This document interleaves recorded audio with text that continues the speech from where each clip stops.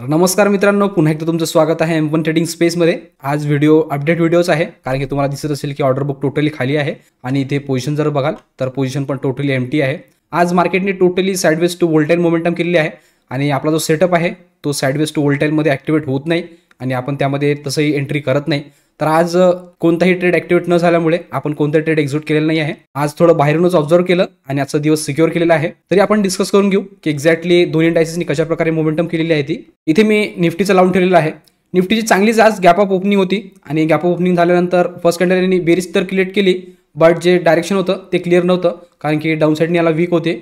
जी closing दिलेली होती ते 50% वर दिलेली होती।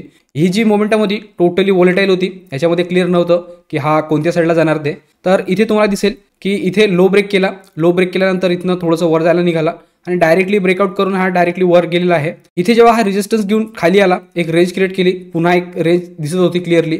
तर आपण इथे डिसाईड केलेलं होतं की जोपर्यंत याच्या वर निघणार नाही तोपर्यंत आपण एंट्री एक्झिक्यूट करणार नाही आणि याच्या खाली जर निघाला तरी आपल्याकडे 1:1 अकॉर्डिंग एक स्पेस रिकामा होता, त्यासाठी आपण प्ले करणार होतो। बट निफ्टी टोटली या रेंजवरच फिरत राहिलेला आहे, न खाली आला नाही वर गेलेला आहे। तर त्या अकॉर्डिंग आज आपण कोणताही ट्रेड एक्झिक्यूट नाही केला आणि आजचा दिवस सिक्युअर केलेला आहे। याचबरोबर बघून घेऊ की बँक निफ्टीने कशा प्रकारे मोमेंटम केलेली आहे ती।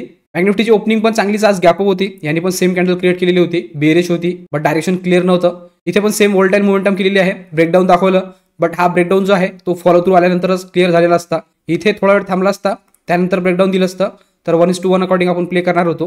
बट यांनी पण सेम मोमेंटम दाखवलेला आहे, अपसाईडला गेला, पुन्हा रेंज क्रिएट केली, डाऊन साईडला आला, पीडीएचवर सपोर्ट घेतला, पुन्हा वर गेला, ही रेंज क्रिएट केली। ही जी कॅन्डल आहे या कॅन्डलमध्ये आपला सेटअप ॲक्टिवेट होऊ शकला असता, बट ह्याच्यावर प्रॉपरली आणि क्लोजिंग न दिल्यामुळे मी इथे इग्नोर केलं।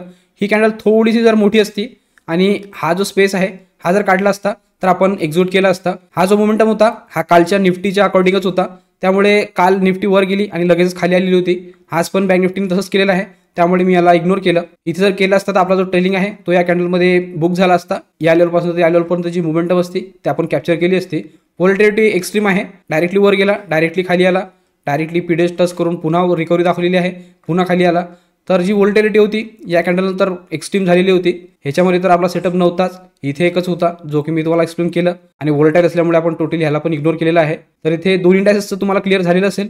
होप करतो तुम्ही पण तुमचा दिवस आजचा सिक्युअर केला असेल, कॅपिटल तुमचं प्रोटेक्ट केलं असेल, कारण की अशा मार्केटमध्ये थोडंसं बाहेरून ऑब्झर्व करणं आणि रिलॅक्स माइंडनीच विचार करणं गरजेचं आहे। अदरवाईज रॅन्डम ट्रेडिंग जर तुम्ही केली तर मग ते ओव्हर ट्रेडिंगमध्ये कन्वर्ट होते आणि ओव्हर ट्रेडिंगचे रिझल्ट काय येतात ते तुम्हाला माहितीच असतील। तर आज आपण कोणताही ट्रेड ॲक्टिवेट नाही केलेला आहे, हा फक्त अपडेट व्हिडिओच आहे। तर इथे तुम्हाला दोन्ही इंडायसेसचं मोमेंटम क्लिअर झालेलं असेल। तर आजच्या अपडेट व्हिडिओमध्ये एवढंच ठेवू, भेटूया उद्याच्या व्हिडिओमध्ये। तोपर्यंत शिकत राहा, इम्प्लिमेंट करत राहा।